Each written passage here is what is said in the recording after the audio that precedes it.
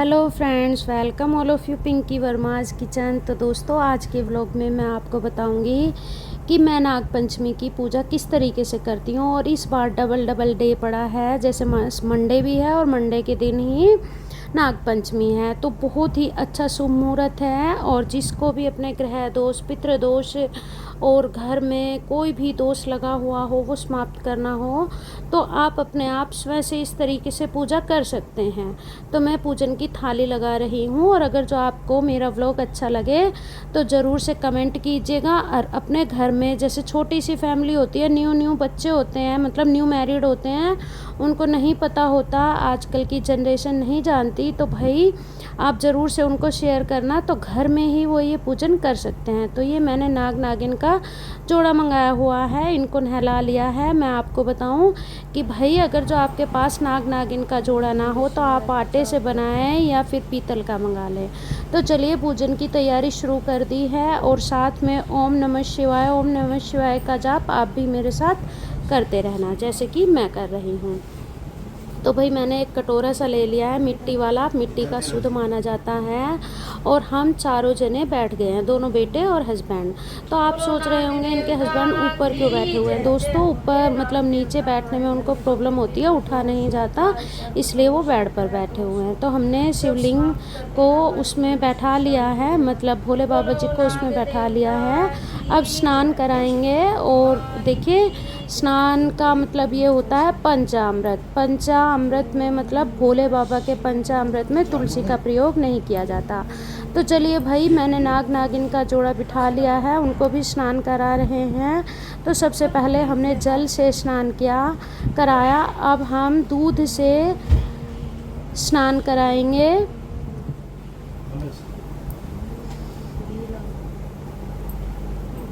तो अब घी से ज़रूर स्नान कराइएगा, घी को ज़रूर चढ़ाइएगा।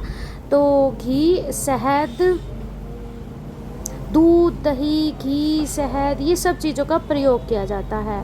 और फिर लास्ट में आप शुद्ध गंगा जल से फिर से नहलाइएगा। तो लास्ट में अब हम गंगा जल से नहला रहे हैं। बीच में आप बोलते जाएं ओम नमः शिवाय, ओम नमः शिवाय। और दोस्तों, मेरा इस वीडियो को लाने का पर्पज़ बस यही है कि जैसे मतलब हमारे घर में भी न्यू जनरेशन होगी, मतलब बहुएँ आएंगी, तो भाई घर में इस तरीके से उन्हें पता होगा हमारे घर में इस तरीके से नाग पंचमी के दिन पूजन किया जाता है। देखिए, चंदन का टीका लगा रही हूँ। और मैंने चंदन का टीका मंगाया हुआ है, तो मैं वो ही घिस कर भोले बाबा जी को लगाती हूँ, या हल्दी का टीका। और दोस्तों, आप सिंदूर ना चढ़ाएं। अब मैंने इन पर चावल, तिल और मिश्री, और दोस्तों अब हम बेलपत्री ले रहे हैं।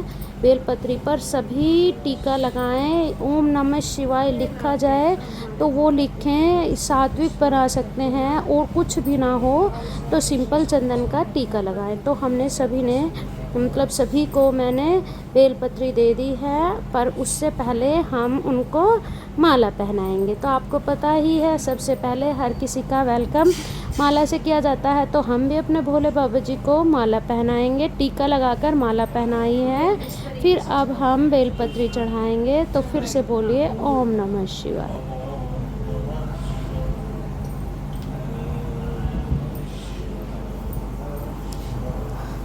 अब हम भांग, धतूरा और फूल, तो दोस्तों जैसे नाग पंचमी होती है ना, नाग पंचमी के दिन आप नीले फूल चढ़ाएं।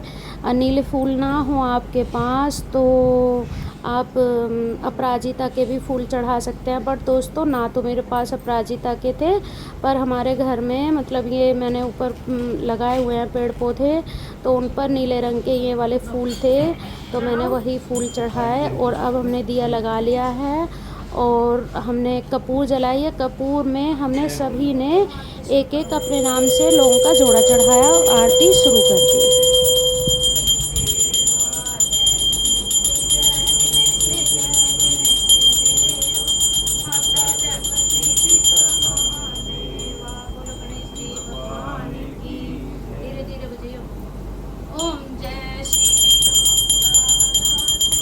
तो हमने सबसे पहले गणेश जी की आरती की। तो आपको पता है, जैसा कि हमेशा जब भी आप कोई भी पूजन करें सबसे पहले गणेश जी का नाम लें, गणेश जी को बुलाएं। तो हमने गणेश जी की आरती की, उसके बाद हमने भोले बाबा जी की आरती की और फिर उसके बाद भाई मैं चली गई अपने किचन में। तो पहले अभी मैंने बच्चों को कहा कि भाई आप भी माथा टेक लेना, तो दोनों बच्चों ने माथा टेका और भाई मैंने भी माथा टेक लिया था। और अगर जो आपसे घुटने नहीं मुड़ रहे, आजकल ऐसा ही होता है ना बड़े बुजुर्गों को, तो आप हाथ जोड़कर कान पकड़कर क्षमा मांगे। अब देखिए मैंने चावल भिगोए हुए थे, 2 दिन हो गए थे मुझे चावल भिगाए हुए। मैं सोच रही थी अनारस बनाऊंगी, लेकिन दोस्तों थोड़ा मतलब वो ठीक नहीं बने, तो इसलिए मैं उसकी वीडियो आपसे शेयर भी नहीं कर रही, क्योंकि टाइम वेस्ट करने का कोई फ़ायदा नहीं है। उनको सुखाकर फिर मैंने एक एप्पल कट कर लिया, बच्चों को भी दिया, क्योंकि दोस्तों सोमवार भी है और नाग पंचमी भी, तो वही हमारा व्रत है। तो चलिए आप भी कुछ ग्रहण कर लीजिए। तो चलिए अब मैं किचन में आ रही हूँ, और किचन में दोस्तों मैं अनारस जैसे बनाना चाह रही थी तो वो नहीं बनाया। और मैंने दाल भी भिगोई हुई थी, चने की दाल भिगोई हुई थी, क्योंकि मैं सोच रही थी चने की दाल से और चावल से पीठा बनाऊंगी, पर अब मैंने सब स्किप कर दिया और मैंने चने की दाल की बना ली है बड़ी, जिनकी मैं सब्ज़ी बनाऊंगी। और देखिए अनारस कैसा बनाया है वो भी दिखा देती हूँ। अनारस नहीं बना तो मैंने उसमें थोड़ा आटा और सौंफ मिलाकर ऐसे छोटी छोटी सी टिक्कियाँ बना ली, क्रिस्पी बनी थी, अच्छी लगी थी। आपके साथ कुछ ऐसा हो जाए तो भाई आप भी कर सकते हैं। और देखिए अब शाम का टाइम है, तो इवनिंग में मैंने बनाई पूरियाँ। तो फ्रेंड्स मैं जल्दी से आपको बता दूं कि भाई नाग पंचमी के दिन आप कोशिश करें तवा ना चढ़ाएं। तो भाई हमने तो पूरियाँ बनाई हैं, आप बताएं आपके घर में नाग पंचमी पर तवा पर चढ़ाया जाता है या नहीं। और दोस्तों अगर जो आपको मेरी रेसिपी, मेरा व्लॉग्स कुछ भी इसमें आपको अच्छा लगा या पूजन अच्छा लगा, तो आप ज़रूर से लाइक कीजिएगा, शेयर कीजिएगा और कमेंट करके बताइएगा। पर दोस्तों आप हाइप करना मत भूलिएगा। तो मिलते हैं हम नेक्स्ट रेसिपी में, बाय।